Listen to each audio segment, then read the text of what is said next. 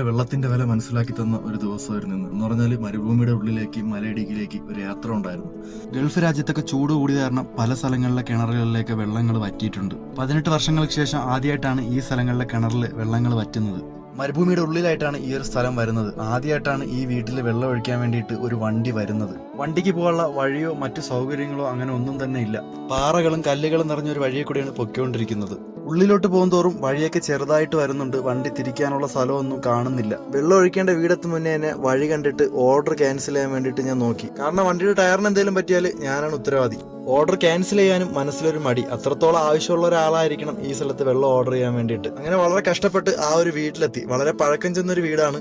ആ ഒരു വീട്ടിൽ ആള് താമസമില്ല. ഇവിടെ ഒരാൾ മാത്രമേ ഉള്ളൂ. അദ്ദേഹത്തിന്റെ ജോലി ഇവിടെ ആടും മറ്റു കാര്യങ്ങളൊക്കെ നോക്കുന്നതാണ്. അദ്ദേഹത്തിന്റെ അടുത്ത് കാര്യങ്ങളൊക്കെ ചോദിച്ച് മനസ്സിലാക്കിയപ്പോൾ അദ്ദേഹമാണ് പറഞ്ഞത്, ഈ വീട്ടിലുള്ള ആൾക്കാരെല്ലാം സിറ്റിയിലാണ് താമസം, ഇവിടെ ഞാൻ മാത്രമേ ഉള്ളൂ. ഞാനിവിടെ വന്നിട്ട് 18 വർഷത്തോളാവും. ആദ്യമായിട്ടാണ് ഇവിടെ ഒരു വണ്ടി വെള്ളം ഒഴിക്കാൻ വേണ്ടി വരുന്നത്. അടുത്ത് കിണറുണ്ട്, പക്ഷെ ഇപ്പോ ചൂട് കാരണം കിണറിൽ വെള്ളമില്ല. ഇവിടെയാണെങ്കിൽ ഏകദേശം 100ഓളം ആടുകളും കോഴികളൊക്കെ ഉണ്ട്. അതിനൊന്നും വെള്ളമില്ല. കഴിഞ്ഞ ആഴ്ച അറബിയുടെ അടുത്ത് പറഞ്ഞപ്പോൾ അദ്ദേഹം വെള്ളം ഓർഡർ ചെയ്തു. പക്ഷെ ഒരു വണ്ടി വന്നിട്ട് തിരിച്ചു പോയി, വഴി ശരിയല്ലാത്തതുകൊണ്ട്. ഇപ്രാവശ്യവും ഒരു പ്രതീക്ഷയില്ലാണ്ടാണ് അദ്ദേഹം വെള്ളത്തിന് ഓർഡർ ചെയ്തത്. എന്നിരുന്നാൽ തന്നെ അങ്ങോട്ട് പോകുന്ന വഴിക്ക് എന്റെ മനസ്സിൽ വന്നു ക്യാൻസൽ ചെയ്യാൻ വേണ്ടിയിട്ട്. പക്ഷെ മനസ്സ് അനുവദിച്ചില്ല.